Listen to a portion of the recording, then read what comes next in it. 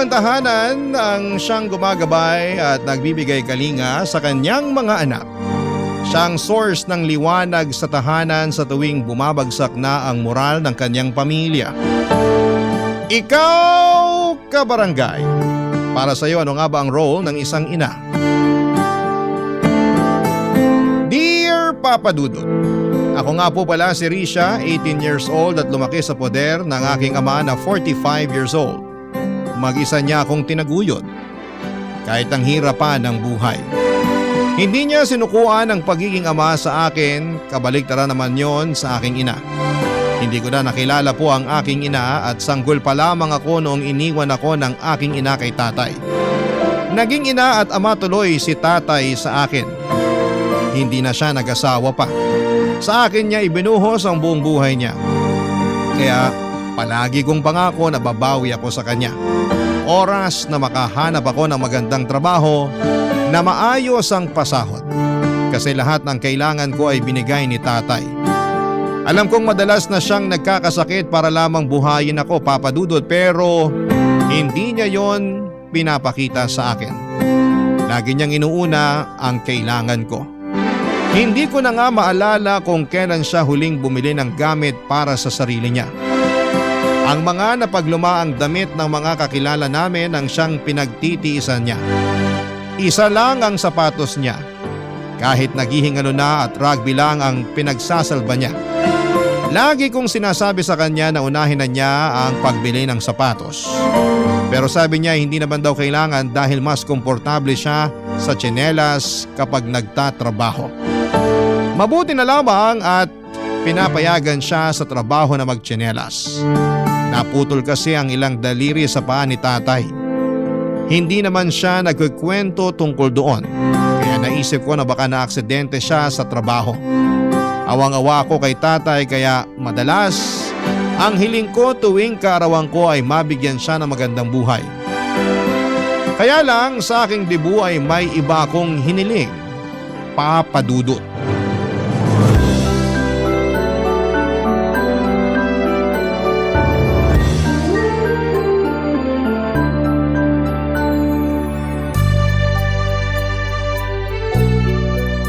Happy birthday, anak! Salamat, Tay.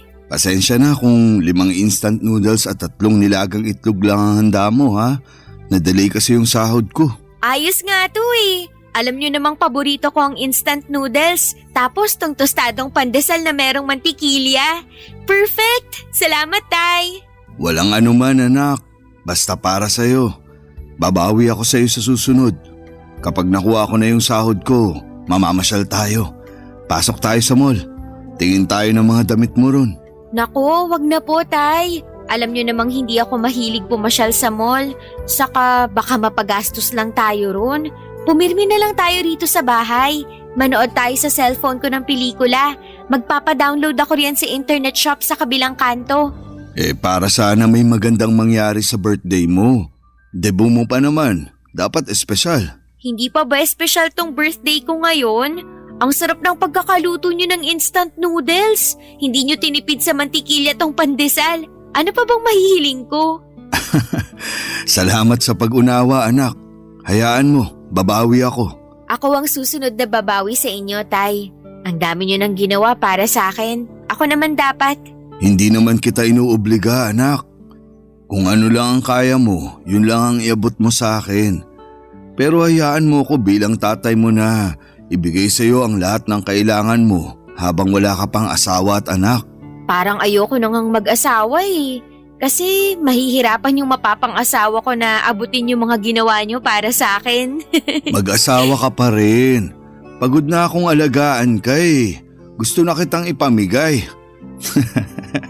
Biro lang, anak. Ikaw na lang kaya ang ipamigay ko kay Aling Petra. Ang tagal ka ng type nun. Pansinin mo naman daw para may libre na tayong kutsinta sa umaga. Nirareto mo na naman ako sa kanya. Tigilan na nga natin yung karereto sa iba. Ganito na lang. Ano bang hiling mo ngayong kaarawan mo? Bukod sa ligawan mo si Aling Petra? Seryoso na, anak. Sana makilala ko na ang tunay kong nanay. Ay, napag-usapan na natin to. bakit ba kasi ayaw mong ipakilala sa akin si nanay?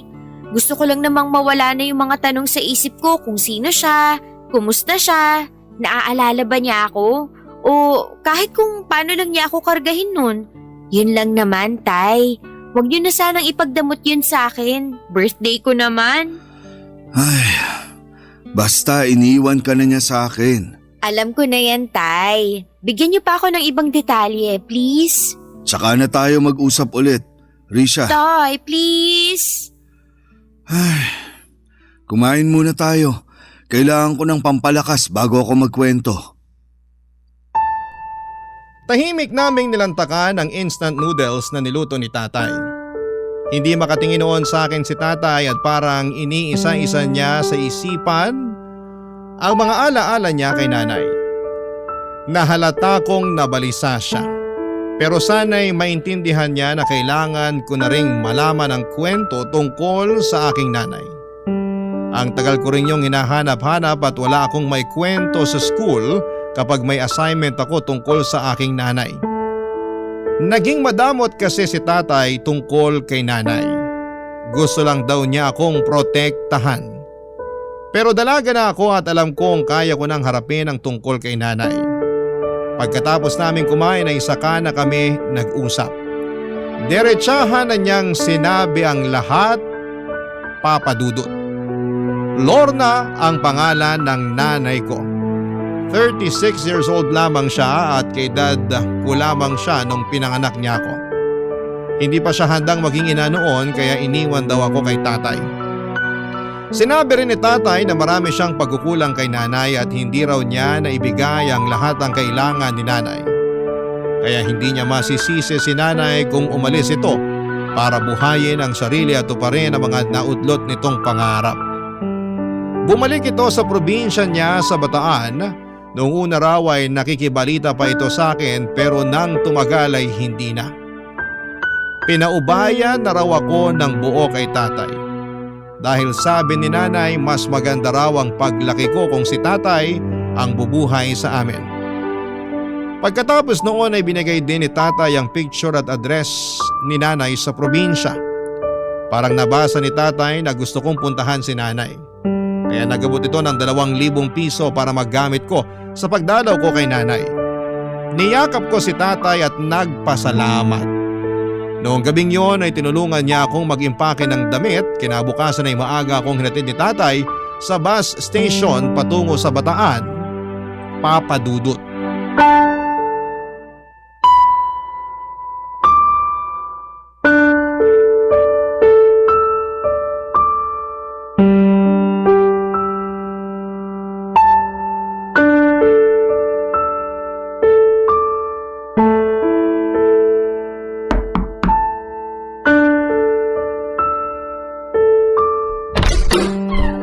Magandang araw po.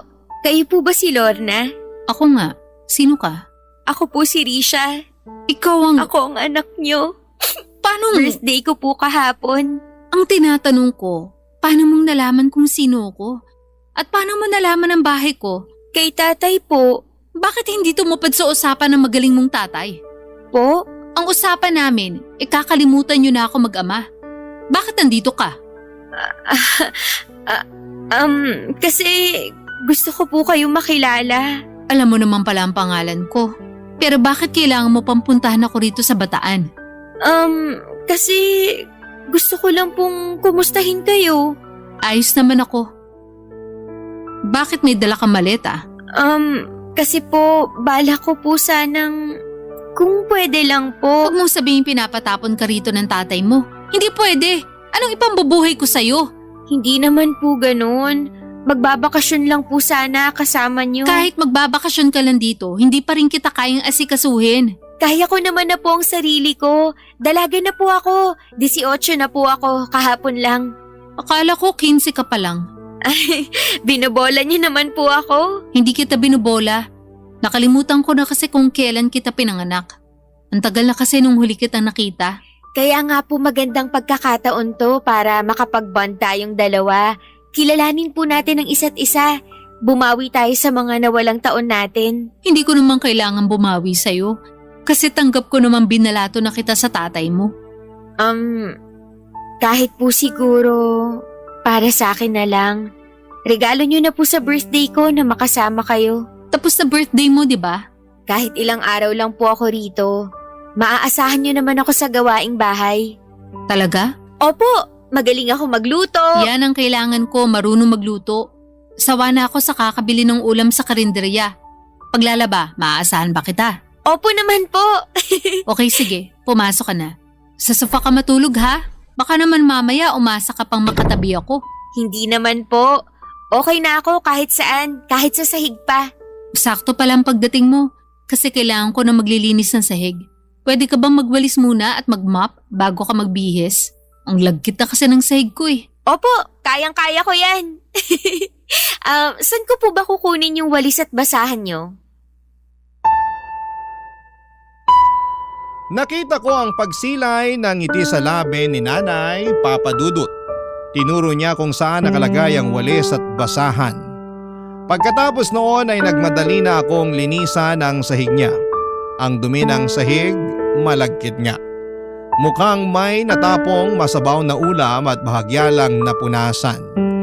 Hanggang sa makalikom na ng dumi at alikabok. Pero mabuti na lamang at naturuan ako ni tatay sa paglilinis. Mabilis kong napakinis ang sahig at natuwa si nanay, natuwa rin ako. Pagkatapos noon ay nagpasama siya sa akin para bumili ng mga iluluto ko raw na gabihan namin.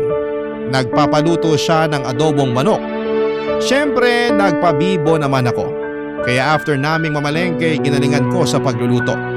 Inaabangan ko talaga para purihin ako ni nanay sa bawat gagawin kong pabor sa kanya. Hindi masyadong natuwa si nanay sa niluto kong adobo. Masyado raw maalat. Para raw tinipid ko sa suka. Sinabi ko sa kanya na aayusin ko na lamang pero nagalit siya. Sayang lang daw ang oras. Hindi niya inubos ang niluto ko at nagpabili siya sa akin ng barbecue sa kanto. Agad ako nagmadali para bumili kaya lang ay naubusan na ng barbecue. Naghanap pa ako kung saan-saan at hindi ako pwedeng umuwi ng walang dalang barbecue sa kamay ko. Kabado na ako noon dahil wala akong mahanap. Naligaw pa ako dahil hindi naman ako taga roon. Pagka-uwi ko ay mas lalong nagalit si nanay dahil wala akong dala. Nahiya ako noon dahil feeling ko ay mali ako. Sinabi ko sa kanya na babawi na lamang ako sa susunod. Agad niyang inutos sa akin na ibabad na lang daw ang mga labahan niya para mabilis na makusot kinabukasan. Agad ko namang sinunod sa pag-asang matutuwa na siyang muli sa akin, Papa Dudut. Barangay Love Stories. Barangay Love Stories. Kinabukasan ay maaga akong nagising para ipaglaban na si nanay. Habang si nanay naman ay nakaupo sa sala at nagvi-videoke gamit ang cellphone niya. Rinig ko ang masayang tawa niya kahit papaano ay masaya na rin po ako. Nagmadali akong tapusin ang labahan para lamang makabanding si nanay. Excited na akong makakwentuhan siya. Kaya lang pagkatapos kong maglaba ay inutusan naman niya akong ayusin ang lasa ng adobong niluto ko noong gabi. Agad ko naman yung ginawa, Papa Dudut. Naayos ko naman at nananghalian na kami. Natuwa siya dahil masarap na ang adobo. Natuwa rin ako dahil napasaya ko naman siya. Noong time na akala ko ay pwede ko na siyang makakwentuhan ay bigla siyang umalis para puntahan daw ang mga barkada niya. Maiwan daw ako sa bahay para maglinis. Wala naman akong nagawa, Papa Dudut. Sa mga sumunod na araw ay ganun din ang nangyari. Naging parang kasambahay niya ako. Hindi ko pa siya nakakakwentuhan kahit sa almusal. Lagi kasi siyang nakatutok sa kanyang cellphone at ilang araw lang dapat ako roon. Pero natagalan dahil hindi ko pa siya nakakausap ng maayos. Yun lang naman ang habol ko. Makabuo ng koneksyon sa nanay ko. Pero parang iniiwasan niya yon habang inilalapit sa akin ang ibang obligasyon, Papa Dudut.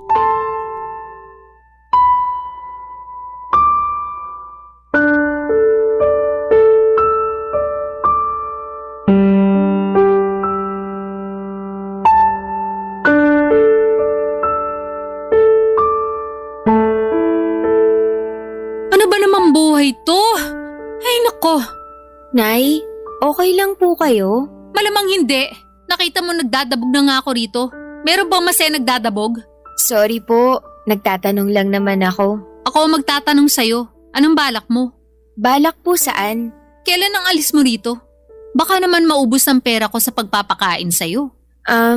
Gusto ko po muna kasi kayo makabanding sana. Banding?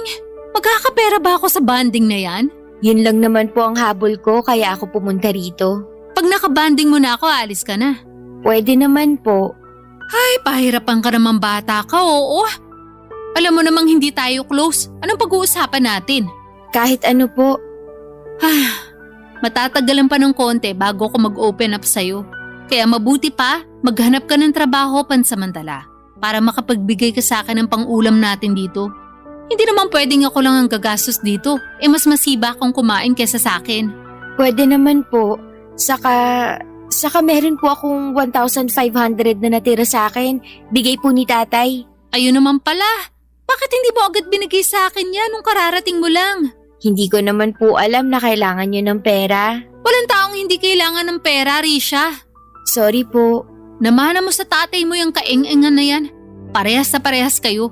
Parang hindi ginagamit ang utak. Mag-ama nga kayo. Nahihiya lang po kasi ako makipag-usap sa inyo. Hiya? May magagawa ba yan? Wala naman, di ba? Yan ang sinasabi ko lagi sa tatay mo nun. Huwag puro hiya ang pairalin.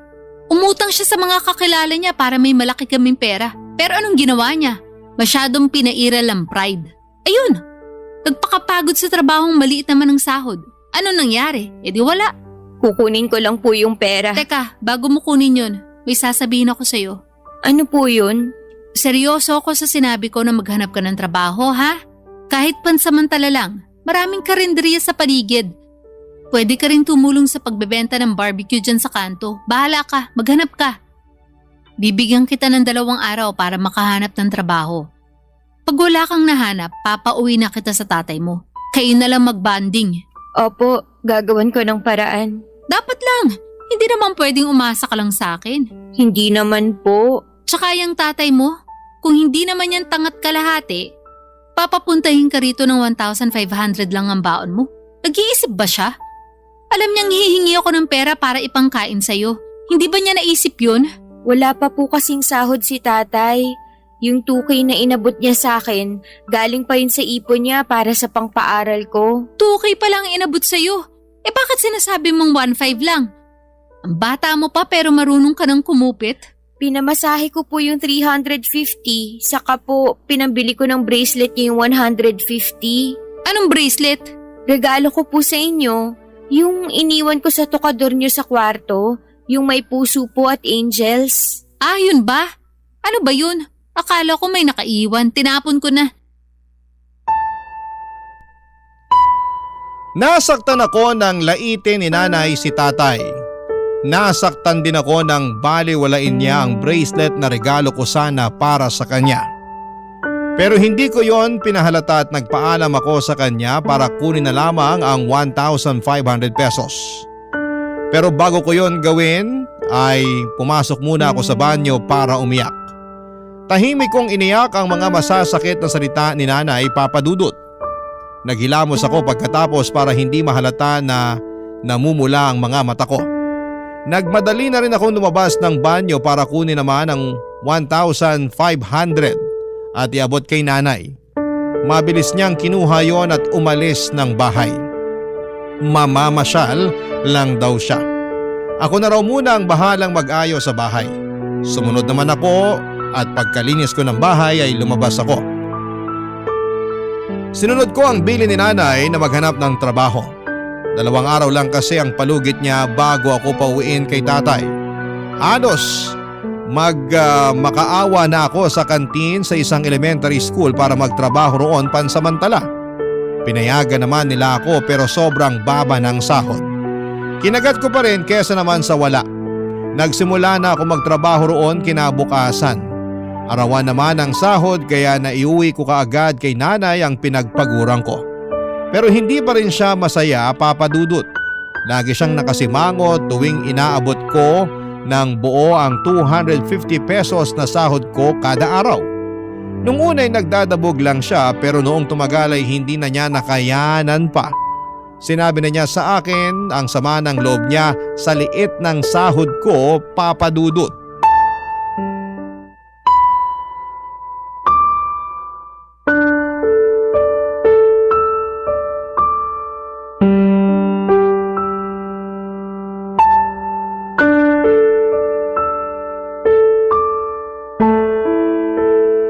Talaga bang 250 lang ang sahod mo kada araw? Opo, Nay. Yan lang talaga. Kasi naawa lang naman sa akin yung nagbabantay sa kantin, kaya nagawa niya akong isingit sa trabaho. Kung naaawa siya sa'yo, edi sana man lang tinaasan niya ang pasahod sa'yo. Ano ba naman yun? Hayaan niyo po, susubukan kong maghanap ng ibang trabaho. Dapat lang. Kulang tong 250 sa ating dalawa. Alam ko naman po. Baka naman hindi totoong 250 lang ang sahod mo, ha? Ano pong ibig niyong sabihin? Baka kako kinukupitan mo lang ang sahod mo. Baka 400 talaga pero binabawasan mo para pangluho mo. Hindi po, Nay. Talaga? Susugod ako sa kantin para magkaalaman na. Ano, gusto mo? Opo, kahit pumunta pa kayo bukas, hindi po ako nagsisinungaling. Mali po yun. Ay nako, mana ka talaga sa tatay mo. Puro na lang kabutihang asa lang inuuna. Alam ba niyang hindi na mabubuhay sa panahon ngayon ng puro kabutihan lang? Ang dami na masasamang tao na umaasenso. Dapat gumaya na kayo sa kanila. Ang hirap pong sikmurain yun. Kesa naman sikmurain tayo dahil sa gutom. Mamili ka.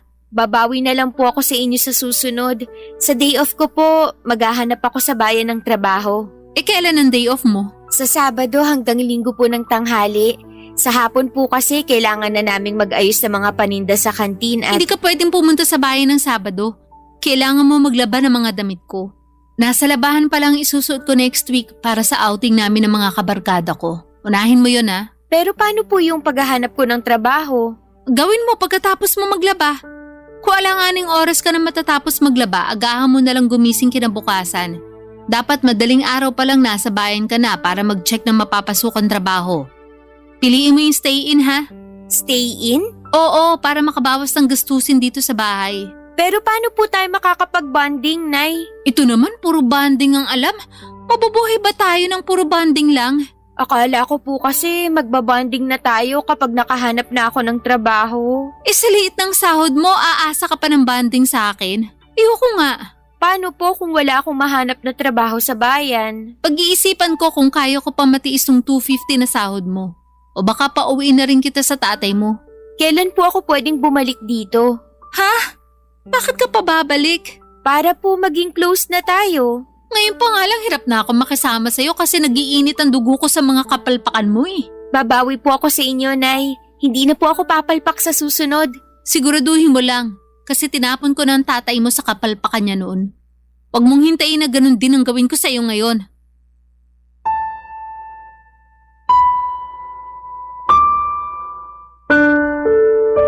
Papa Dudut, pinandilatan niya ako ng mata para ipakitang hindi siya natutuwa sa akin at kay tatay. Paniniguro rin niya yon para bilisan ko ang paghahanap ng trabaho. Yon ang naging bonding naming mag-ina, puro pagbabanta.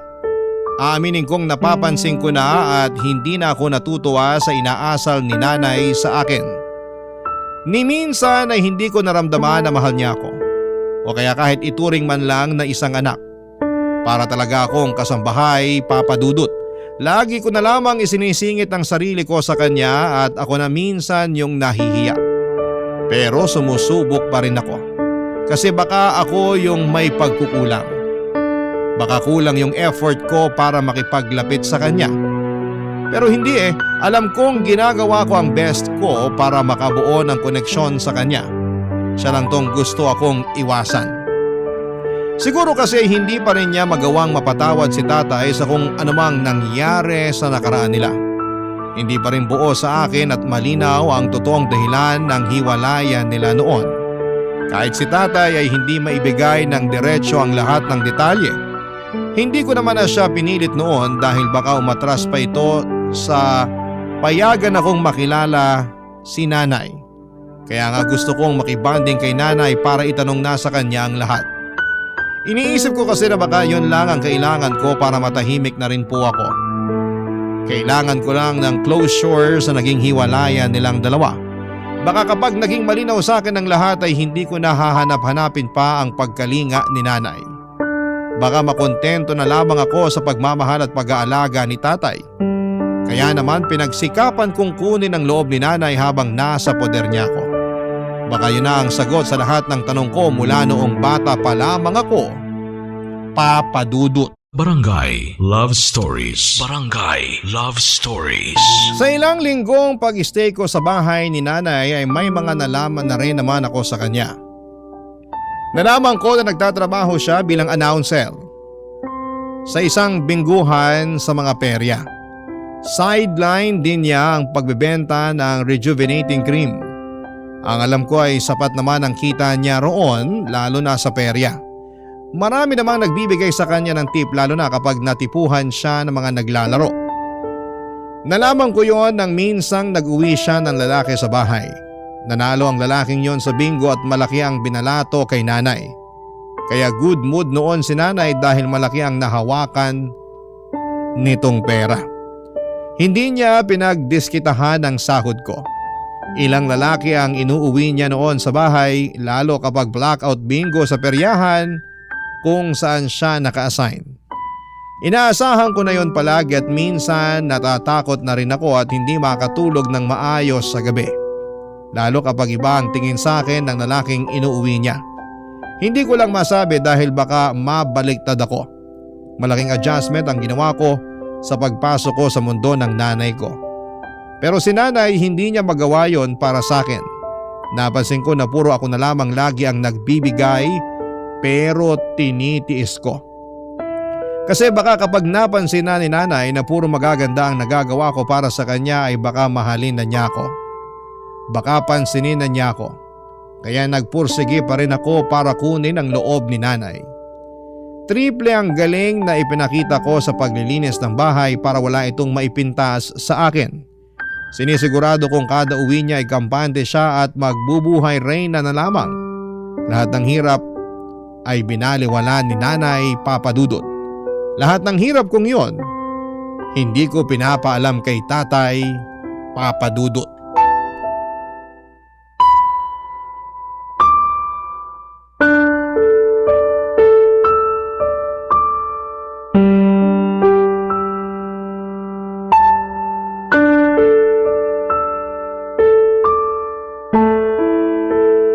Tay, hello po! Hello, anak. Kanina pa ako tumatawag sa'yo ha. Nag-alala ako kasi hindi ka sumasagot. Pasensya na po, Tay. Nabisi lang kasi. Ang daming customer sa kantin. Kantin? Ay, hindi ko pa po pala nasabi sa inyo. Nagtatrabaho po ako sa kantin ngayon. Ha? Paano ang pag-uwi mo rito kung may trabaho ka na riyan? Pansamantala lang po ito, Tay. Para may maibigay ako kay nanay. Anak, pinilit ka bang magtrabaho ng nanay mo? Hala si tatay. Hindi po ha. Akala ko lang kasi.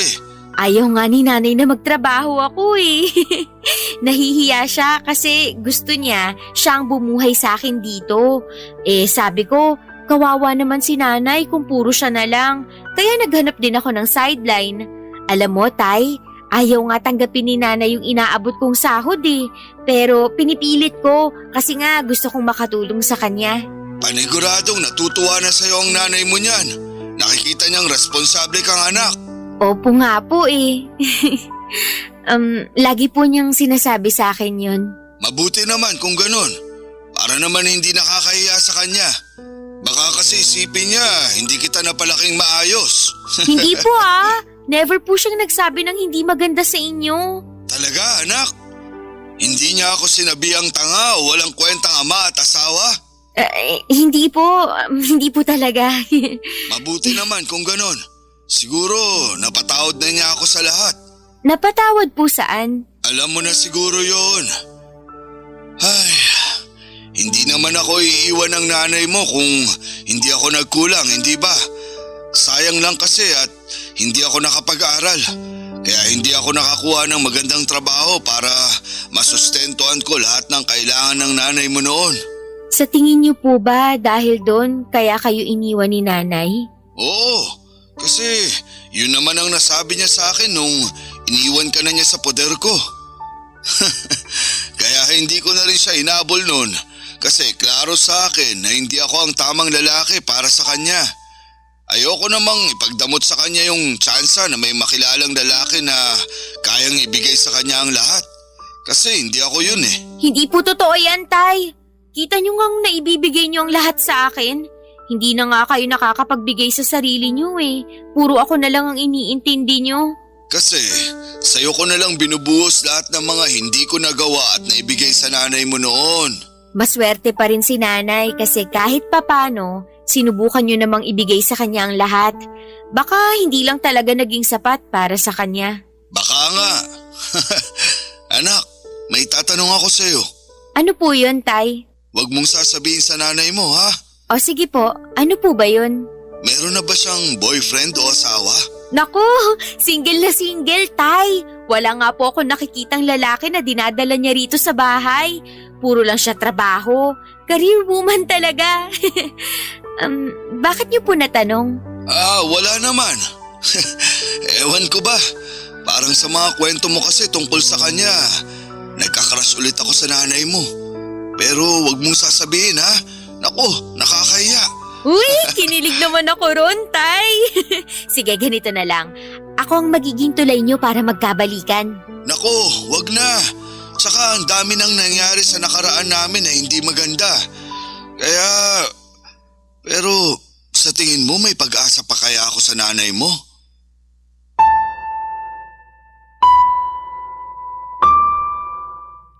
Hindi ko alam ang mararamdaman ko noon sa huling sinabi ni tatay.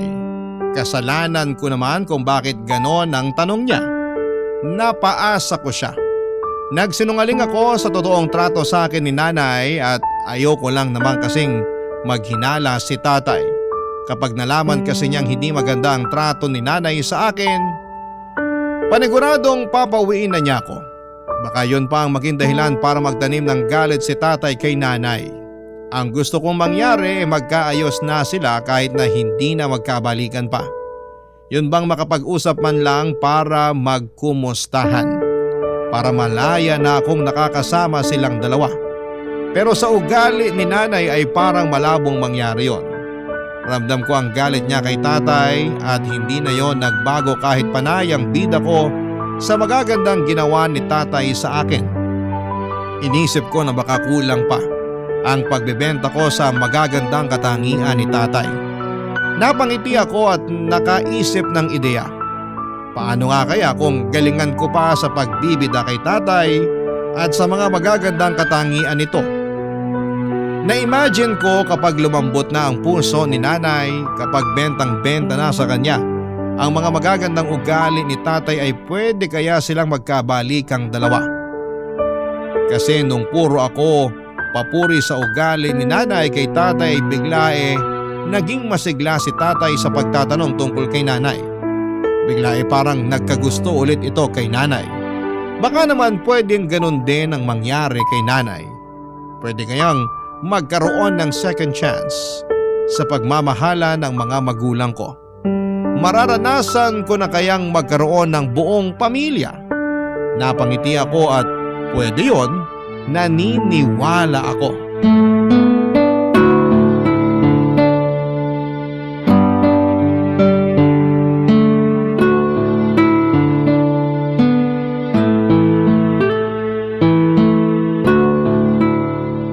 Risha, Nay? marunong ka namang mag-pedicure, di ba?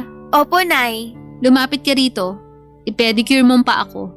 Hindi ako makayuko nung maayos eh. Sumasakit na naman ang likod ko. Sige po. Kumusta ang tatay mo? Ay, si tatay po. Ayun, sobrang gwapo pa rin. Ha? Kinukumusta ko ang kalagayan ng tatay mo, hindi ang itsura niya. Kailan pa naging gwapong tatay mo? Kung hindi naman po gwapo si tatay para sa inyo, bakit niyo ako nabuo? Gusto mo malaman? Opo, gusto kong malaman yung naging love story niyo. Hindi nga love story ang nangyari sa amin, no? Horror. Po? Yung kaibigan naman niya ang gusto ko eh. Kaso hindi ako pinapansin. Kaya nagpainom ako. Inimbitahan ko silang dalawa ng tatay mo para pumahig lang yung kaibigan niya na sumama. Sinubukan kong lasingin yung kaibigan ng tatay mo pero hindi umepek. Kaming dalawa ng tatay mo ang nalasing. At yun na. Nabuntis na po kayo nun? Oo. Yan ba ang love story na inaasahan mo? Akala ko kasi magkarelasyon na kayo nung nabuo niyo ako. Yak! Bakit ko naman papatulan ng tatay mo? Nakita mo naman ang itsura niya, di ba? Tapos hindi pa nakapag-aral. Pangit pa ng trabaho. Bakit ako magtitiis dun? Pasalamat siya wala akong ibang mapuntahan kaya nagtiis ako makisama sa kanya hanggang mailabas kita. Pero wala eh, ayoko talaga. Nakakasuka makisama sa kanya. Alam po ba to ni tatay? Una pa lang naman alam niya na hindi ko siya gusto. Siya tong patay na patay sa akin. Ilang beses ko nang sinabi sa kanya na ang trip ko ay yung kaibigan niya. Pero mapilit siya. Feeling ko nga'y sinadya niyang lasingin ako para madali niya. Kaya hindi ko pa rin siya mapatawad sa pagkakabuntis siya sa akin eh. Tsaka kung alam mo lang na, aray Risha! Lintik kang bata ka! Balak mo bang putulin ang mga daliri ko sa paa? Tulad ng ginawa ko sa tatay mo ha? Kayo po ang pumutol sa mga daliri sa paa ni tatay? Bakit? Hindi ba nagkukwento yung tatay mo sa mga nangyari noon ha? Kapagod! Ako bang inasahan niya magkwento sa nakaraan namin? Aray! Sinasadya mo na yatang paduguin ng daliri ko eh. Ano bang problema mo? Aray, Nay! Hindi niyo naman po kailangang manipa. Buisit ka eh. Parang gusto mong patayin lahat ng kuko ko sa paa eh. Tumabi ka nga dyan. Lalakad ako.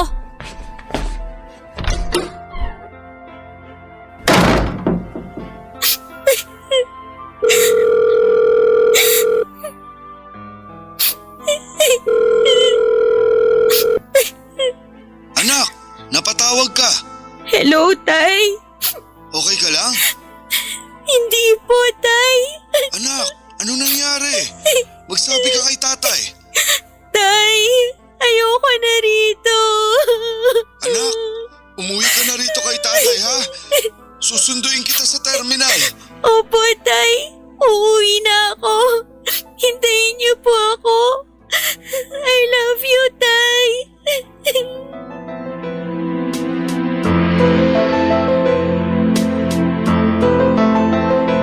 Halos malunod ako sa iyak at sama ng loob. Hindi ako makapaniwala sa mga nalaman ko na ibinunyag ni nanay. Yun ang huling chance ang ibinigay ko kay nanay at hindi ko na kaya. Hindi ko maintindihan kung bakit ganoon kasama ang turing niya sa akin. Pero naiintindihan ko na ang lahat. Pati ang nakaraan nilang dalawa ni tatay at kung bakit hindi sila nagkatuluyang dalawa. Doon ako nagkaroon ng closure. Mabilis kong kinuha lahat ng mga gamit ko at umalis ng bahay ni nanay. Hindi na ako nagpaalam pa sa kanya. Nagmadali ako nagpunta sa terminal at mabuti na lamang at meron pa akong natirang 400 pesos para pamasahe pa uwi kay tatay. At makalipas ang ilang oras, nadatnang ko na si tatay na nag-aabang sa akin sa terminal. Nagmadali akong pinuntahan siya at niyakap. Hindi na ako aalis pa sa piling ni tatay at hindi ko na pipiliin na hanapin ang mga sagot sa mga katanungan sa aking nakaraan. Si nanay na mismo ang nagbigay ng madilim na kasagutan sa lahat ng yon. Tinanggap ko yon para mas madali na siyang talikuran. Oo at nanay ko siya. Pero hindi siya naging ina sa akin. At mula noon ay tuluyan ko nang sinarado ang libro ko sa kanya. Tapos na ang role niya sa buhay ko. Salamat na lamang sa kanya dahil nagkaroon ako ng chance na maging ama si tatay na naging ama at ina ko. Bakit pa ba ako maghahanap ng pagkalinga ng isang ina? Kung mismong si tatay na ang bumubuo noon para sa akin, hindi ba? Maraming salamat po sa pagbasa ng aking liham. Ako po ang inyong kapuso at kabarangay forever, Risha. Kwentuhan naman tayo dito sa comment section. Magkaroon ng love life kung maganda rin ang takbo ng iyong karera sa buhay. Pero hindi lahat ay sineswerte na makuha ng sabay ang dalawang bagay na importante sa buhay natin. Ikaw kapuso, mas pipiliin mo bang maging masaya ang puso mo kahit alam mo na pwedeng masira ang trabaho mo?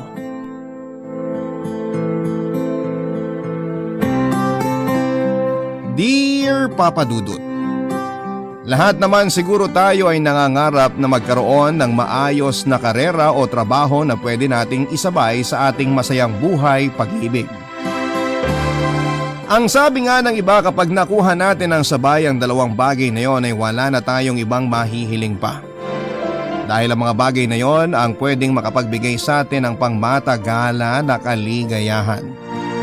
Ayun nga lang, hindi lahat ay sinuswerte na magkaroon ng sabay na maayos na career at masayang love life. Good day, Papa Dudut, pati na rin po sa ating mga kabarangay na nakikinig ngayon.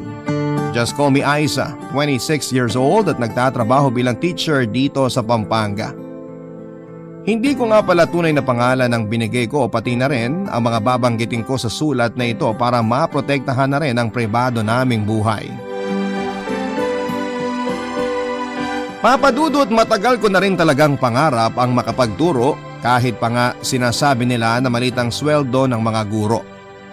Gusto ko kasi talaga na nakakasama ang mga bata, kaya naman nag-i-enjoy talaga ako na makita ang mga ngiti at marinig ang tawa nila.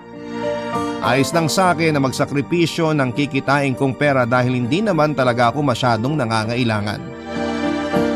Ang mahalaga sa akin ay makapagbigay ako ng maayos na kaalaman at makapagturo sa mga bata. Natin. Hinihintay ko pa po kasi si Daddy. Ganun ba? Nasaan ang guard at bakit mag-isa ka lang dito? Ang sabi niya po, magsi-CR lang daw po siya saglit. Nagbili naman po siya na wag ako sasama kahit na sinong sumundo sa akin, pwera na lang kay Daddy. Tama yon, kasi ang daddy at mommy mo lang naman ang sumusundo sa'yo dito sa school natin.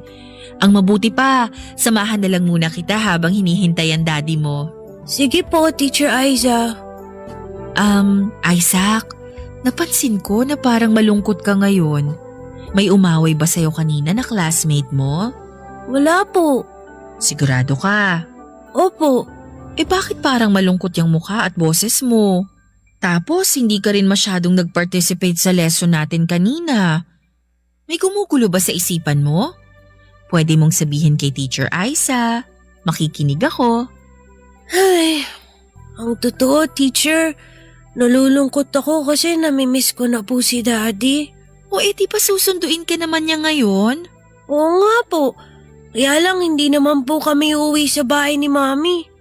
Namimiss ko na po si Daddy kasi mas madalas na si Mami ang kasama ko sa bahay niya. Teka, hindi ko maintindihan. Ibig sabihin, sa ibang bahay kayo uuwi ng daddy mo mamaya? Opo, kasi po, magkahiwalay na po si Daddy at Mami. Naku, sorry. Hindi ko alam, Isaac. Etong panyo, huwag ka nang umiyak. Thank you po, Teacher. Hindi ko nga rin po alam kung bakit naghiwalay pa sina Daddy at Mami.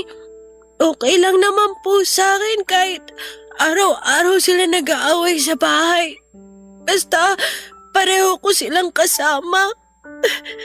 Mula nung maghiwalay sila, palagi ako nagpa-pray kay Lord na sana bumalik na kami sa dati.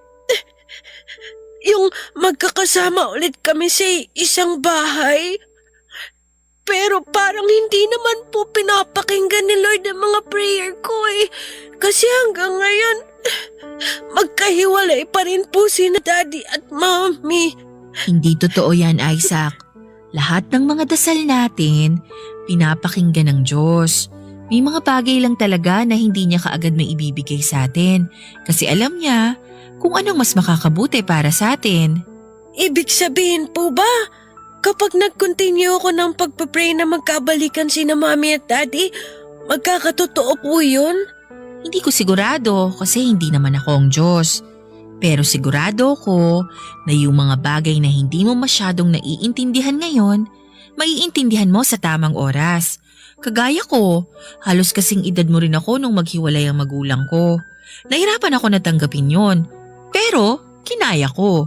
Kasi tinulungan ako ng Diyos na buksan ang isip ko na mas maintindihan kung bakit kailangan na mangyari yon. Kaya huwag ka nang umiyak. At ito ang tandaan mo kahit hindi na kayo magkasama sa iisang bahay ng daddy at mommy mo, hindi naman mababawasan ang pagmamahal nila para sa'yo. Opo, teacher. Thank you po sa mga sinabi niyo. Isaac, anak. Sorry kung ngayon lang ako nakarating ha. Late na kasi natapos yung meeting namin. Okay lang po, Daddy. Sinamahan naman po ko ni Teacher Aiza dito habang naghihintay sa inyo. Mabuti naman at may kasama ka. Sumakay ka na doon sa kotse para hindi ka na masyadong mainitan. Susunod na rin ako sa'yo. Sige po, Daddy. Bye po, Teacher Aiza. Thank you po ulit sa sinabi niyo kanina. You're welcome, Isaac. Thank you Teacher Aiza ha. Sa pagbabantay mo kay Isaac habang di pa ako dumarating. Wala yon, Mr. Gerson. Gerson na lang tawag mo sa akin. Okay. Ang totoo, napansin ko rin kasi na medyo malungkot siya sa klase ko nitong mga nakaraang araw. Mabuti nga at naabutan ko siya dito sa guardhouse, kaya nakausap ko siya ng sarilinan. Dahil ba yun sa pag-iwalay namin ng mami niya? Opo, pero huwag kayong mag-alala. Sinabi ko naman sa kanya na mas maiintindihan niya ang nangyayari sa inyo ng mami niya sa tamang oras. Pinaalala ko rin sa kanya na kahit hindi na kayo madalas na magkasamang tatlo, hindi naman mababawasan ang pagmamahal niyo ng mami niya sa kanya. Mabuti naman at ginawa mo yun. Sa totoo lang, nahihirapan din talaga ako kapag nakikita ko siya malungkot. Mag-aapat na buwan na rin kasi pero alam ko na hanggang ngayon, naninibago pa rin siya sa setup namin ng mami niya. Again, thank you Teacher Aiza. Papa Dudut, kasama si Isaac sa mga paborito kong estudyante dahil likas sa kanya ang pagiging malambing at masayahin. Palagi siyang active sa mga recitation at isa siya sa mga pinakamalakas tumawa sa loob ng classroom at hindi nawawala ang ngiti sa mga labi niya. Kaya nga nang mapansin ko ang pananamlay niya sa klase ko ay alam ko na kaagad na may problema siya. At nakaramdam talaga ako ng lungkot nang sabihin niya sa akin ang dahilan kung bakit buong maghapon siyang tahimik sa klase. Galing din kasi ako sa isang broken family kaya alam ko ang lungkot para sa isang bata na lumaki sa isang hindi kompletong pamilya. Alam ko kung saan at gaano kagulo yon para sa isipan ng isang batang kagaya ni Isaac. Kaya nga nangako ako sa sarili ko na sa oras na magkaroon ako ng sariling pamilya ay sisikapin ko na maging kompleto at masaya yon. Para hindi maranasan na magiging anak ko ang lungkot na naranasan ko sa pamilya ko na kinalakhan ko.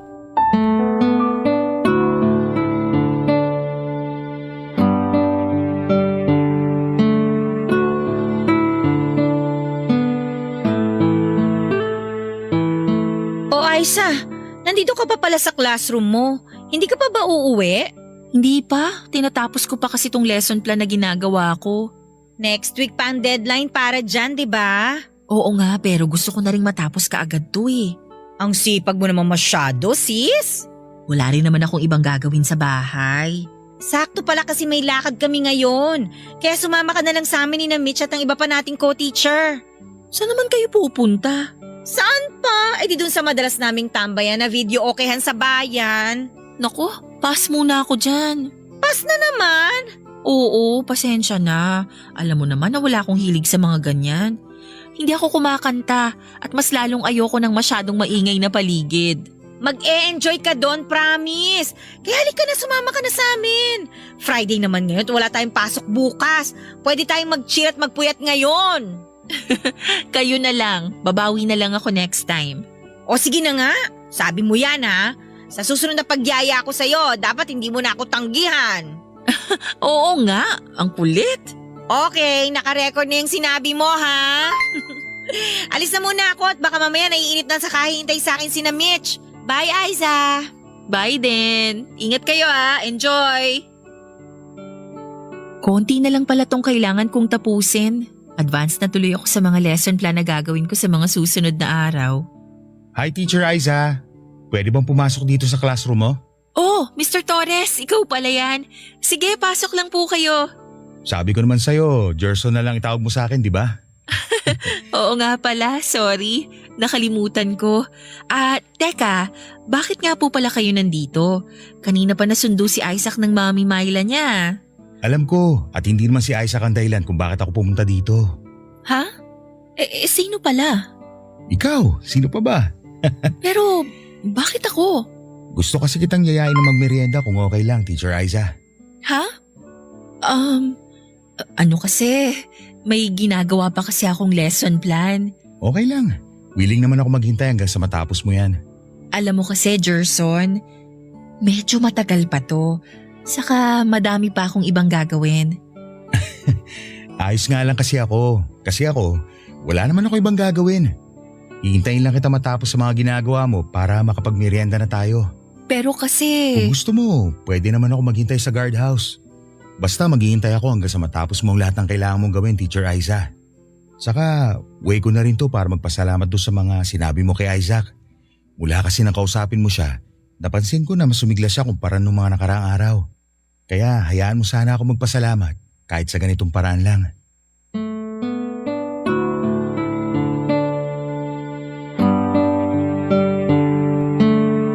Papa Dudut, hindi ko rin inaasahan ang ginawang pag-invite sa akin ni Gerson na magmerienda ng araw na yon na hindi ko na rin natanggihan pa.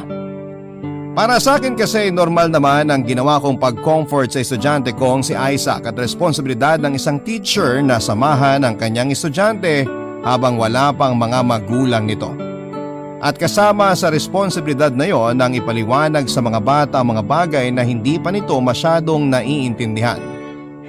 Kagaya na lamang ng nangyaring paghihiwalay ng mga magulang ni Isaac. Napakasimpleng salita pero alam ko na napakagulo at komplikado para sa kanyang murang isipan. Kaya naman kinailangan ko na kahit papaano ay ipaintindi sa kanya ang magulong sitwasyon na meron siya. At aaminin ko na nag-enjoy din ako ng oras na kasama ko si Gerson, Papa Dudut.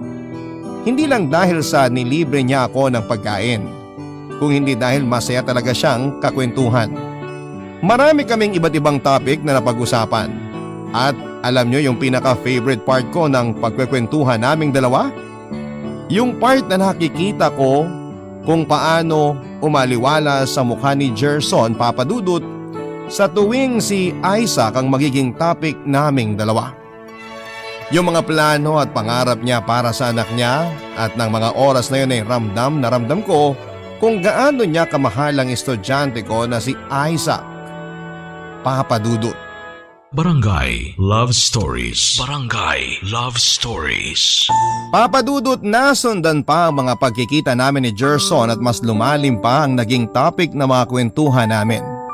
Napag-usapan na rin namin ng papiyawang tungkol sa kanila ng dati niyang asawa na si Myla. Hindi na raw sila masyadong nagkakasundo kaya naman nag-decide na silang magkahiwalay.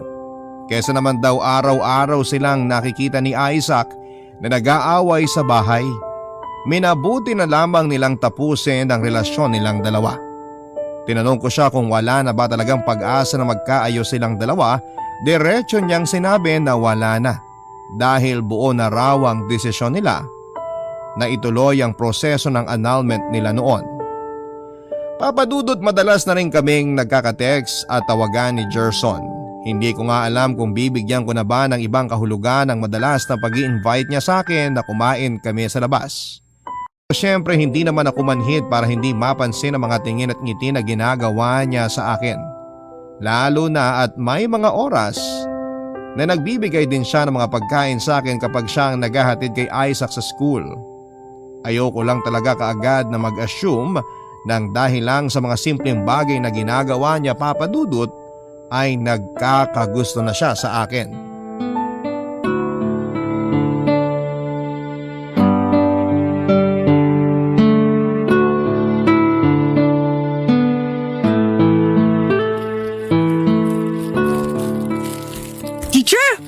Thank you po dito sa binigay niyong chocolate.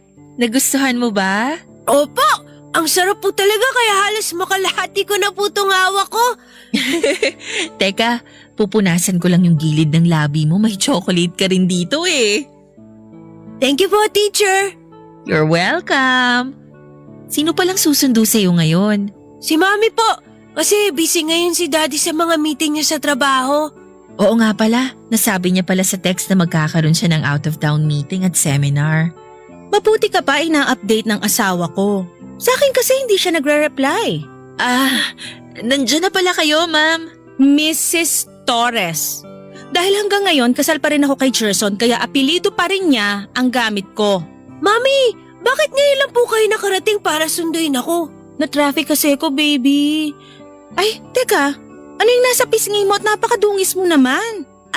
May natira pa pala sa pisngi ko. Chocolate lang po to, Mami. Binigyan po kasi ako kanina ni Teacher Aiza.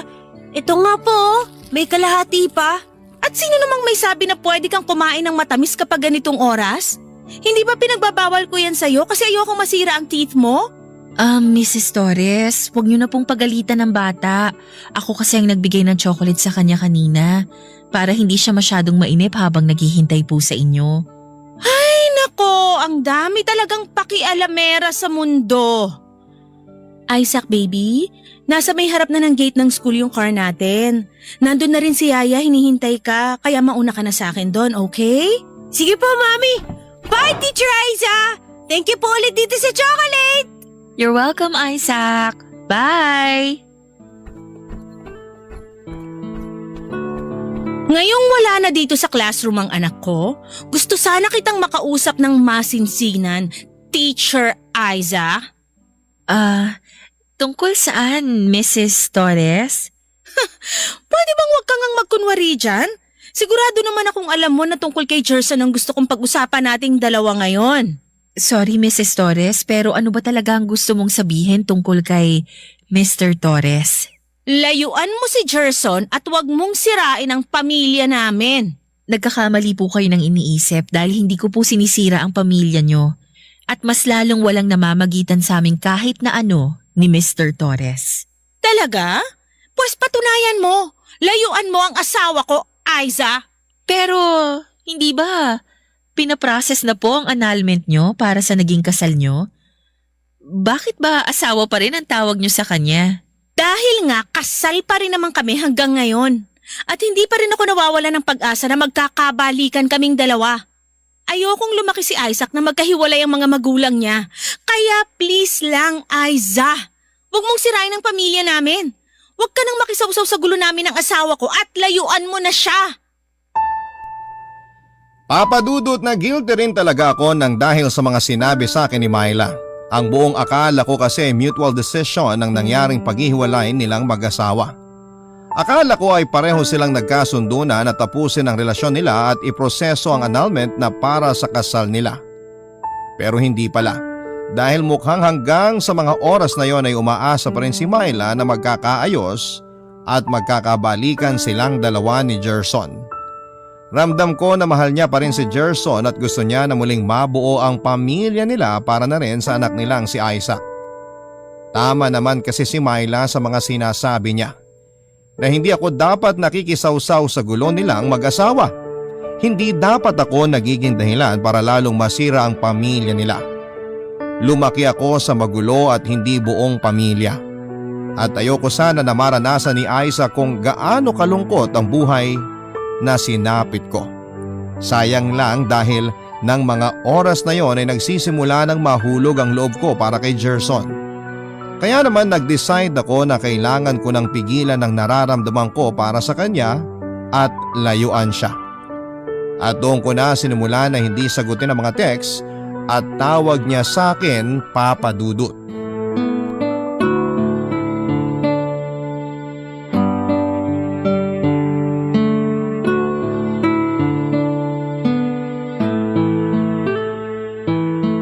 Aiza, tara na, uwi na tayo. Mauna ka na, Dina. Marami pa akong test paper na tsetsekan dito. Ayan ka na naman sa pagiging workaholic mo, ha? Hindi naman, no. Ayoko lang na matambakan ako ng mga trabaho. Pero next week pa natin ilalabas ang mga result para dyan. Kaya wag mo na munang tapusin. Sige na, mauna ka nang umuwi. Gusto ko na ring tapusin ang mga to kaysa iuwi ko pa sa bahay namin. Hi, Aiza. Ayun. Kaya naman pala ayaw mong sumabay sa akin kasi may susundo naman pala sa'yo eh. Hoy, mali ang iniisip mo, Dina, ha? Hindi niya ako sinusundo. Okay. O basta ha, mauna na ako sa inyo. Ingat ka na lang mamaya sa pag-uwi mo, Aiza. Bye! Ingat, bye! Oh, kamusta ka? Kung si Isaac ang pinunta nyo dito, kanina pa siya nasundo ng asawa nyo, Mr. Torres. Alam nyo naman siguro kung anong oras natatapos ang klase namin, hindi po ba? Kaya dapat na mas inagahan nyo po ang pagsundo sa kanya. Ha? Hindi naman si Isaac ang dahilan kung bakit ako nandito. Saka bakit parang ang formal mo makipag-usap sa akin ngayon, Aiza? Mr. Torres, marami pa po akong kailangan gawin. Kaya kung okay lang po, baka pwedeng huwag muna kayong manggulo ngayon dito sa classroom ko. Pero hindi ako nanggugulo. Gusto lang talaga kitang puntahan, kamustahin at kausapin. Kasi hindi mo na sinasagot mga text o tawag ko. Dahil busy po ako, mahirap bang intindihin yon, Mr. Torres? Kinausap ka ba ni Myla? So tama ang hinala ko. Kaya ka nga nagkakaganyan dahil inaway ka niya. Hindi ako inaway ng asawa niyo, Mr. Torres. Pwede ba, Aiza? Tigilan mo na ang pagtawag mo sa akin ng ganyan. Saka isa pa, bakit mo ba sinasabi na asawa ko pa si Myla? Alam mo naman na matagal na kami magkahiwalay. Pero kasal pa rin kayo sa papel. Kaya ang ibig lang sabihin nun, mag-asawa pa rin kayong dalawa. Ano ba talaga sinabi sa'yo ni Myla para magkaganyan ka sa akin? Wala. Hindi ako naniniwala. Hindi ka magkakaganyan kung wala siyang sinabi na kahit anong paninira tungkol sa akin. Hindi ka nga siniraan sa akin ni Myla. Sinabi niya lang sa akin ang totoo, na ikaw lang naman talaga ang may gusto na maghiwalay kayong dalawa. At hanggang ngayon, gusto niya pa rin maayos ang pamilya niyo pero ayaw mo lang. Akala ko ba nagkasundo kayong dalawa tungkol sa pag-process ng annulment niyo? Pero bakit parang ikaw lang ang may gusto na mangyari yon? Gusto mo talaga malaman ng totoo? Okay, sige. Sasabihin ko na. Dahil 3 beses ko lang namang nahuli na may ibang lalaking asawa ko. Hindi isa, hindi dalawa. O hindi 3 beses sa 3 magkakaibang lalaki. Yung unang 2 beses na nahuli ko siya, nagawa ko agad siyang patawarin. Pero yung huling beses na nahuli ko siya na may ibang lalaki na doon pa mismo sa bahay namin at sa ibabaw pa talaga ng kama namin mag-asawa, sobrang hirap na sa akin nun. Ibig sabihin, ilang beses ka na talagang niloko ng asawa mo? Oo! At yung pangatlong beses ang pinakamalala dahil pinsang buo ko pang nahuli ko nakasex niya sa loob ng kwarto namin. Munti ko na nga mapatay sa bugbugin lalaki kung di lang ako naawat ni Myla. At mabuti na lang talaga, wala sa bahay namin yung si Isaac dahil nandun siya sa parents ko. Pero paano mo nagawa yun? Bakit umabot na ilang beses mo siyang nagawang patawarin? Para sa anak namin, syempre. Ang totoo, nagawa ko pa nga siya patawarin nang mahuli ko sila ng pinsan ko. Kaya lang sobrang durog na talaga yung tiwala at pagmamahal ko para sa kanya. Hindi na rin kami nagkakasundo pa sa tuwing magkasama kami sa bahay. Dahil nasira na ni Myla yung tiwala at pagmamahal ko. Kaya naman huwag mo sana akong husgahan. Dahil lang sa ako may gustong i-process ang annulment namin. Dahil sa maniwala at sa hindi. Ilang beses ko sinubukan na ayusin ang pamilya namin. Kahit durog na ang pagkalalaki ko, Aiza. Papadudot nang marinig ko mula kay Gerson ang totoong dahilan ng paghihiwalay nilang dalawa ni Myla, ay doon ko siya mas naintindihan. Kahit naman sinong tao ang lokohin ng ilang beses ay sobrang masasaktan. Lahat tayo ay marunong mapagod pagdating sa pagmamahal. At kagaya ng sinabi niya ay sobrang hirap din talaga na ibalik ang tiwala na ilang beses nang nasira. At kapag tuluyan ng hindi na ibalik ang tiwala, kasunod noon ay ang tuluyang paglalaho ng pagmamahal na minsan mong naramdaman para sa isang tao. Ang hindi ko lang inaasahan noon ay ang marinig mula kay Gerson na gusto niya ako, Papa Dudut. Oo, inamin niya rin sa akin na gusto niya ako at nasaktan siya sa ginawa kong pag-iwas sa kanya. Naramdaman ko na rin naman na gusto niya ako pero siguro ay natakot lang din ako na marinig yon mula sa kanya. Natakot ako, Papa Dudut, na makumpirma na tama ang hinala ko. Natakot ako dahil alam ko sa sarili ko na pareho kami ni Gerson ng nararamdaman para sa isa't isa. At dahil doon ay hindi ko na alam kung paano ko pa pipigilan ang espesyal na pagtingin ko para sa kanya, Papa Dudut. Barangay Love Stories. Barangay Love Stories. Pa kami ni Gerson sa isa't isa hanggang sa manligaw na nga siya sa akin. Halos araw-araw na kaming magkasama dahil palagi niya akong pinupuntahan sa school. Lumalabas na nga rin kami ni Gerson kasama ang anak niyang si Isaac na Tita Aiza na ang tawag sa akin. Matalinong bata si Isaac at alam ko na kahit na hindi pa namin sinasabi sa kanya noon ang ginagawang panliligaw sa akin ni Gerson, alam ko na nararamdaman niya na may namamagitan sa aming espesyal ng daddy niya. Mabuti na lang at close na ako sa bata dahil hindi siya kagaya ng ibang bata na nagagalit dahil may iba nang kasama ang daddy niya. Hindi nga nagtagal, Papa Dudut, ay nagkaroon na nga kami ng relasyon ni Gerson. Hindi rin naging madali para sa amin ang lahat, lalo na sa akin. Una kasi ay may anak na siya tapos ay kasal pa rin sila ni Myla. Kaya naman lumalabas na parang kabit lamang ako ni Gerson sa relasyon na yon. Pero pinanghawakan ko naman ang pangako niya na kaagad niyang aasikasuhin noon ang tungkol sa annulment nila ni Myla. At nagkasundo kami na ililihim muna sa ibang tao ang tungkol sa relasyon namin. Lalo na sa loob ng school, Papa Dudut.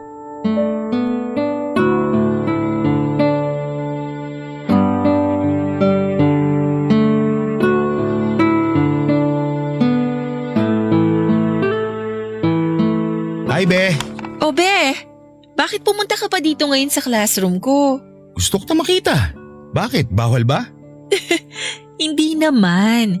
Kaya lang 'di ba ang sabi ko, medyo busy kami ngayon dito sa school kasi gagawa pa kami ni Dina ng mga decoration sa stage na para sa school program bukas. Kaya nga ako nandito para tumulong sa inyo. Hindi mo na kailangan gawin yon. Hindi kailangan pero gusto ko. Gerson, sinabi ko naman sa'yo na hindi tayo pwedeng masyadong makita na magkasama ng ibang teachers. Kanina pa nakauwi si Isaac at wala na ring parents dito, puwera sa'yo. Magtataka sila kapag nakita kanila na nandito pa. Eh di sabihin na lang natin sa kanila ang totoo. Na boyfriend mo ako kaya tinutulungan kita. Hindi pa nga pwede. Hindi pa pwede o ayaw mo lang? Pagtatalunan pa ba talaga natin to? Ay, okay sige. Talo na kagad ako. Pero ito, Oh, anong laman ng paper bag na to? 3 box ng cupcake. Kainin nyo mamaya ng mga co-teacher mo kapag nagutom kayo. Parang ang dami naman masyado nito. Dinamihan ko na talaga kasi baka maubusan ka kagad ng mga kasama mo. Kasi may bisita ka pala dito sa classroom mo. Ah, hindi ko siya bisita. Napadaan lang talaga siya kasi may tinanong siya tungkol sa susuotin ni Isaac para sa program bukas. Di ba, Mr. Torres? Oo, tama ka. Salamat sa pagsagot sa tanong ko. Alis na rin ako, Teacher Aiza. Una na ako sa inyo Sis, ano yun? Ha? Anong sinasabi mo dyan? Sus, kunwari ka pa. Alam mo naman kung sino o ano ang tinutukoy ko. Kung tungkol kay Mr. Torres ang sinasabi mo dyan, sinagot ko na yan kanina. Pumunta lang siya dito para itanong yung tungkol sa susuotin ni Isaac. Hay naku sis, ako pa ba naman ang uutuin mo? Pero yun nga ang totoo. Promise? Nagsasabi ka ng totoo? Masira man ang relasyon nyo ng Gerson na yon? Huh? Oh, bakit hindi ka makasagot kagad dyan? Bakit hindi mo ma-deny na may relasyon kayong dalawa ng tatay ng estudyante mo? Kasi tama ako, di ba? Totoo ang sinabi ko na boyfriend mo na nga yung Gerson na yan. Oo, sige na. Aaminin ko na. Boyfriend ko nga siya. Magdadalawang buwan na rin. OMG, Aiza! Bakit naman ginawa mo ang lalaki na yun? Mabuting tao naman si Gerson, no? Oo nga, pero may asawa at anak naman. Hindi mo man lang inisip na paano kung may chance pa na magkabalikan sila. Kaya lang bigla ka naman pumasok sa eksena. Hindi ka na naawa dun sa anak nila. Hindi mo kasi alam kung bakit sila nagkahiwalay. Saka bago ko pa maging boyfriend si Gerson, pinaprocess na rin ang annulment nila. Pero kasal pa rin siya kahit ano pang sabihin mo dyan. Aiza naman, ang dami-daming lalaki dyan. May ibang co-teacher nga tayo na gustong pumorma sa'yo eh. Isama mo na yung isang tito ng estudyante ko na nakipagkilala sa'yo nung nakaraan pero dinedma mo lang kahit single at gwapo. Tapos babagsak ka lang pala sa may asawa at anak na. Ay naku naman, pag-isipan mo nga mabuti ang ginagawa mo. Teacher ka, kaya dapat hindi ka pumapasok sa ganyang kagulo na relasyon. Papa Dudut, kahit na hindi talaga ako o ang relasyon namin ni Gerson ang dahilan kung bakit naghiwalay sila ni Myla, ay nagigilty pa rin talaga ako. Kagaya ng sinabi ni Dina, paano nga kung may chance pa sanang magkabalikan sina Myla at Gerson? Kaya lang bigla na lamang akong pumasok sa eksena. Paano kung sila talaga ang nakatadhana para sa isa't isa? Paano kung bahagi lamang ako ng pagsubok para sa pamilya nila? Dapat pa ba talaga akong kumapit sa relasyon namin o mas dapat na akong bumitaw? Kaya lang kasi ng mga panahon na yon ay malalim na ang pagmamahal na nararamdaman ko para kay Gerson, Papa Dudut.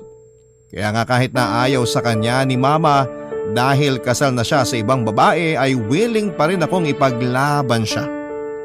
Handa akong tanggapin lahat ng negatibong maririnig ko tungkol sa relasyon naming dalawa. Pero may isang bagay akong hindi napaghandaan ng panahon na yon. Yon ay ang maapektuhan ng trabaho ko. Dumating kasi sa point, Papa Dudut, na kinausap na ako ng principal ng eskwelahan na pinagtatrabahuhan ko. Hindi niya raw gusto ang mga bagay na naririnig niya tungkol sa akin. Wala naman daw problema kung makipagrelasyon ako sa kamag-anak ng estudyante na nag-aaral sa school namin. Kaya lang, ang hindi niya nagugustuhan ay yung lumalabas na chismis na isa raw akong kabit ng daddy ng estudyante namin. At sa huli ay pinapili ako ng eskwelahan, Papa Dudut, kung gusto ko raw na magpatuloy na magturo sa school na yon. Mas mabuti na putulin ko na ang espesyal na ugnayan ko kay Gerson kung yon ang pipiliin ko, Papa Dudut.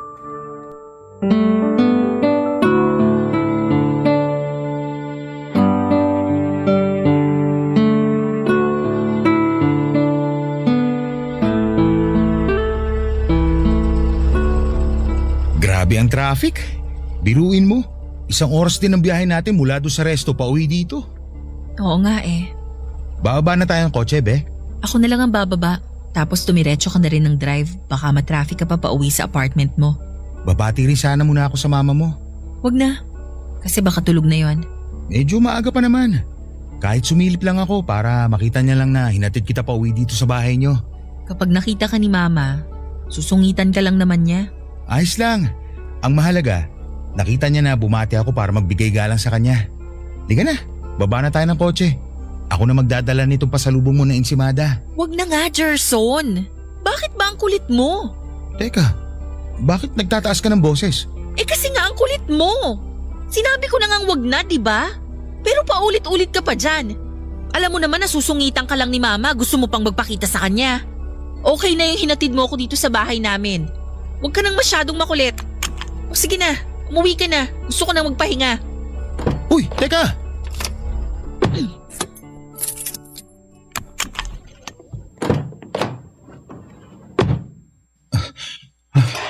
Aisa, sandali lang. Huwag mo munang buksan to gate ng bahay niyo. Ano na naman, Gerson? May problema ba tayo? Wala! Pagod lang ako, okay? Kaya umuwi ka na. Ano ba kasing problema? Sabihin mo sa akin. Anong gumugulo sa isip mo ngayon? Bakit ka nagkakaganyan? Gusto mong malaman ng totoo? Gerson, pagod na ako. Pagod na akong makarinig ng negatibong bagay na sinasabi nila tungkol sa'yo at sa relasyon nating dalawa. Alam mo bang pati trabaho ko naaapektuhan na ng dahil sa relasyon na to? Bakit? Ikaw lang ba napapagod? Ako rin naman ah. Pagod na ako sa tuwing mararamdaman ko na hindi mo ko kayang paglaban. Pagod na ako sa tuwing naririnig ko kung paano mo ko i-deny sa mga katrabaho mo. Pagod na ako sa pagtago mo sa relasyon nating dalawa. Dahil naaapektuhan na nga ang trabaho ko. Hindi mo ba naiintindihan yon? Ang dami ko nang naririnig na kung ano-anong hindi maganda mula sa mga co-teacher ko. Bakit ba kasi kailangan mo intindihin yung sinasabi ng ibang tao? Dahil mga katrabaho ko sila. At sila yung halos araw-araw na nakakasama ko. E di umalis ka sa school na yan.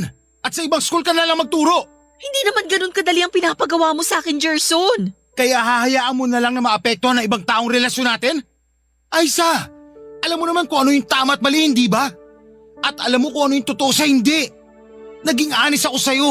Naging honest ako sa relasyon na to. Wala akong kahit na anong tinago sa'yo. Oo, alam ko naman yun. Pero nahihirapan lang talaga ako sa sitwasyon natin. Kasi kahit yung school principal namin, kinausap na ako. Halos kulang na lang diretsuhin niya akong papiliin kung ikaw o ang trabaho ko ang mas mahalaga sa akin. At kung mangyari nga na kailangan mo mamili, Kung sino sa amin ang trabaho mo mas kailangan mo sa buhay mo, anong pipiliin mo?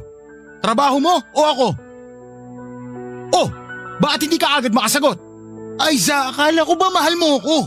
Akala ko ba seryoso ka sa relasyon na to? Mahal naman talaga kita, Gerson. Hindi naman ako magpapaligaw sa'yo at mas lalong hindi kita sasagutin kung hindi ako seryoso sa relasyon na to. Talaga? Bakit parang ako lang ang nag-e-effort?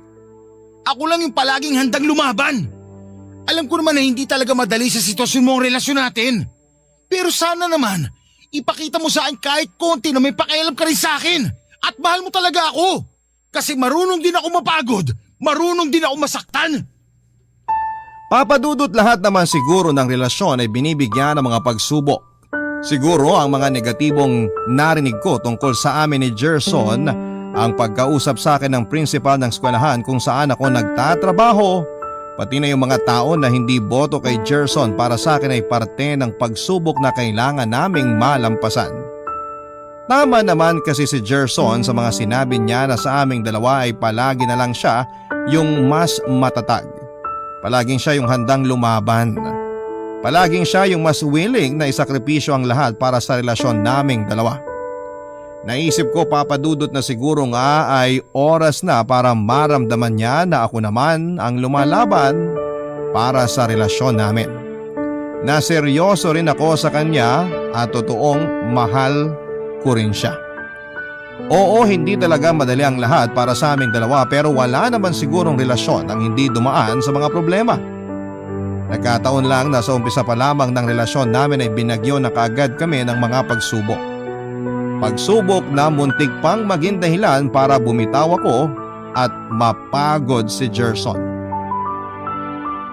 Papa Dudut, na-realize ko noon na oras na para patunayan kay Gerson na mahal ko rin siya. Kagaya ng pagmamahal niya sa akin. Nang muli akong kausapin ng principal ng eskwelahan tungkol kay Gerson ay muli kong pinaliwanag sa kanya ang side ko. Sinabi ko na rin sa kanya ang totoo na may relasyon nga kami ng daddy ng estudyante ko. Na wala akong nakikitang mali sa relasyon namin dahil una sa lahat ay pinoproseso na ang annulment nila ni Gerson at Myla nang maging boyfriend ko si Gerson. Pangalawa ay hindi ako ang dahilan ng paghihiwalay nilang mag-asawa. At pangatlo ay labas ang relasyon namin ni Gerson sa pagtuturo o pagtatrabaho na ginagawa ko sa school na yon. Dahil kahit kailan ay hindi ako nagpakita ng magandang imahe para sa ibang tao, lalo na sa mga bata. Sa huli, Papa Dudut, ay dumating pa rin ako sa punto na kailangan kong timbangin kung ano para sa akin ang mas mabigat. Kaya naman mas pinili ko ang mag-resign na lamang para sa kakatahimik ng buhay ko at ng relasyon namin ni Gerson. Nag-apply na lamang ako sa ibang eskwelahan at kaagad naman akong natanggap. Ilang taon na rin ang relasyon namin ni Gerson at alam na rin ni Isaac ang tungkol doon. Dahil close naman sa akin ang bata ay kaagad niya akong natanggap bilang pangalawang mami niya. May ibang boyfriend na rin ngayon si Myla pero patuloy pa rin ang pagproseso ng annulment na para sa naging kasal nila ni Gerson. Papa Dudut, pagdating sa usapin ng career o pag-ibig ay madalas ay mahirap talagang pumili. Lalo na at mahalaga ang dalawang bagay na yon sa buhay natin.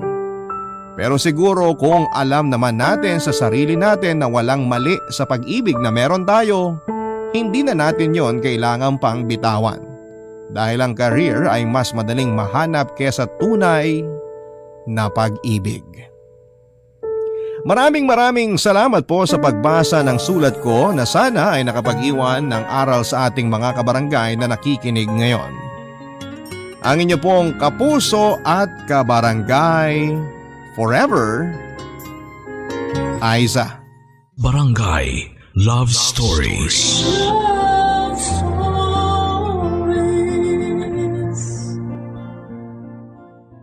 Barangay LS 97.1. 97.1.